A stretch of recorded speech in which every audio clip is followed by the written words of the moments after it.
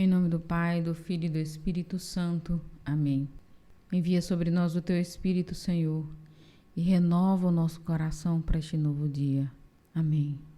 O Evangelho de hoje está em Mateus 21, de 33 a 43 e de 45 a 46. É uma parábola, a parábola dos vinhateiros homicidas. O contexto deste texto é exatamente a entrada de Jesus em Jerusalém. Nos versículos anteriores, Jesus já entrou em Jerusalém. Ali ele se depara com o templo, ele faz a expulsão dos vendilhões do templo.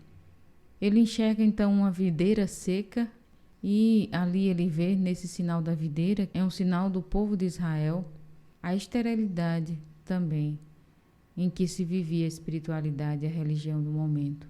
Agora o Senhor vai relatar essa parábola dos vinhateiros homicidas. É uma clássica parábola que diz respeito ao modo como Israel recebeu a Jesus, mas que também o modo como ele viveu, na verdade, desde os profetas até chegar em Jesus, a relação da sua aliança com Deus. Então vamos nos ater a alguns pontos importantes do texto. Dirigindo-se Jesus aos chefes dos sacerdotes e aos anciãos do povo, disse-lhes: escutai esta outra parábola. Certo proprietário plantou uma vinha, pôs uma cerca em volta, fez nela um lagar para esmagar as uvas e construiu uma torre de guarda. Aqui o Senhor está falando de Israel. A imagem da vinha é uma imagem bem própria do Antigo Testamento, lá em Isaías.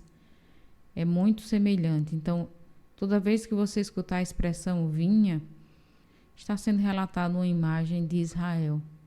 E aqui, o proprietário daquela vinha tratou com muito amor, com muito cuidado, dedicou atenção. Ele fez uma cerca para protegê-la de animais, de invasores. Ele fez um lagar, um lugar onde se pisa as uvas, uma torre de guarda para protegê-la, para vigiá-la, para que ninguém a roubasse. E depois arrendou-a a vinhateiros e viajou para o estrangeiro. Entregou esta vinha aos seus dirigentes. Lembre-se que no início do texto, Jesus está se dirigindo aos sacerdotes e aos anciãos. Quando chegou o tempo da colheita, o proprietário mandou seus empregados aos vinhateiros para receber seus frutos. Jesus está falando de um modo de relação comercial bem própria daquele tempo, que é o arrendamento. Você arrenda, você entrega esta terra àqueles que vão produzir, para que no tempo oportuno, depois da colheita, seja feito um pagamento daquele arrendamento através da própria colheita feita ali. Segue o texto. Os vinhateiros, porém, agarraram os empregados, espancaram a um, mataram a outro e ao terceiro apedrejaram. O proprietário mandou de novo outros empregados, em maior número do que os primeiros, mas eles os trataram da mesma forma.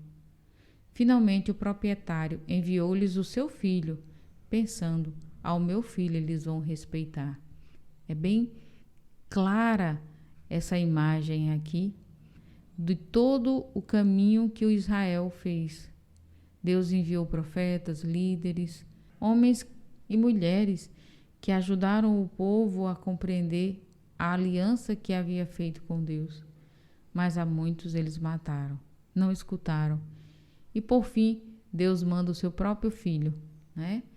Aqui Jesus está dizendo de si mesmo. Os vinhateiros, porém, ao verem o filho, disseram entre si: este é o herdeiro. Vinde, vamos matá-lo e tomar posse da sua herança. Então agarraram o filho, jogaram para fora da vinha e o mataram. De fato, Jesus foi morto fora dos muros de Jerusalém, fora da vinha. Pois bem, quando o dono da vinha voltar, que fará com esses vinhateiros? Os sumos sacerdotes e os anciãos do povo responderam: com certeza mandará matar de modo violento esses perversos e arrendará a vinha a outros vinhateiros, que lhe entregarão os frutos no tempo certo. Esse texto sempre foi interpretado com a rejeição de Israel, o povo eleito, e ao mesmo tempo com a acolhida e a extensão da evangelização aos pagãos, aos gentios. Vai ser entregue a um outro povo. Então Jesus lhes disse: vós nunca lestes na Escritura A pedra que os construtores rejeitaram tornou-se a pedra angular. É um texto dos Salmos. Isto foi feito pelo Senhor e é maravilhoso aos nossos olhos. Por isso eu vos digo, o reino de Deus vos será tirado e será entregue a um povo que produzirá frutos. Os sumos sacerdotes e fariseus ouviram as parábolas de Jesus e compreenderam que estava falando deles.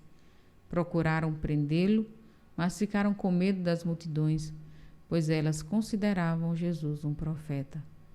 Já estamos, então, nos momentos conflituosos ali, onde começa a ser tramado, realmente, a condenação e a morte de Jesus. O que nós queremos meditar neste dia sobre este Evangelho? Me chama muita atenção essa expressão, a pedra que os pedreiros rejeitaram. Às vezes nós não percebemos, assim como Israel não percebeu, quanto Deus destinou amor, cuidado e proteção para a vida deles. Continuou ainda a rejeitar a sua presença, a sua vida e rejeitar de modo mais ainda enfático o próprio Jesus. Assim também nós podíamos meditar nas nossas rejeições, quando nós não percebemos os sinais do amor de Deus em nossa vida. Jesus é a grande pedra de toda a construção, a pedra angular, a pedra que dá exatamente a liga. Não é fácil encontrar uma pedra que seja colocada num arco que dá exatamente o ângulo que une as duas partes. Não é fácil encontrá-la. Muitas vezes é uma pedra esquecida, é uma pedra rejeitada, que vai se tornar essa pedra do ângulo. O que eu tenho rejeitado na minha vida, o que eu tenho desprezado, ou quem eu tenho desprezado, o que eu tenho esquecido de colocar como pedra angular na minha vida. Pedra que une todas as coisas. Jesus é essa pedra em nossa vida. Hoje vamos pedir ao Senhor que nós não esqueçamos, que nós não rejeitemos, que nós não sejamos indiferentes a essa pedra que é o Senhor. Ele é a pedra fundamental, sob a qual é erguido todo edifício que se sustenta, que nós tenhamos a força de colocá-la todos os dias no centro de nossas vidas. Senhor, nós te pedimos essa graça para hoje. Ajudai-nos todos os dias a colocar o Senhor como a pedra angular, como a pedra também de fundamento da nossa existência. Ajudai-nos, Senhor, todos os dias a renovarmos a nossa fé em Ti. Aquilo que o Senhor me dá, aquilo que o Senhor fez comigo, que não seja passado, Senhor, despercebido por mim, que eu perceba o Teu cuidado com a vinha que eu sou, e assim eu também possa, Senhor, Te dar o melhor lugar na minha vida. Que o Evangelho hoje te faça perceber o que você tem colocado como pedra fundamental na sua vida. Assim seja. Amém. Em nome do Pai, do Filho e do Espírito Santo. Amém.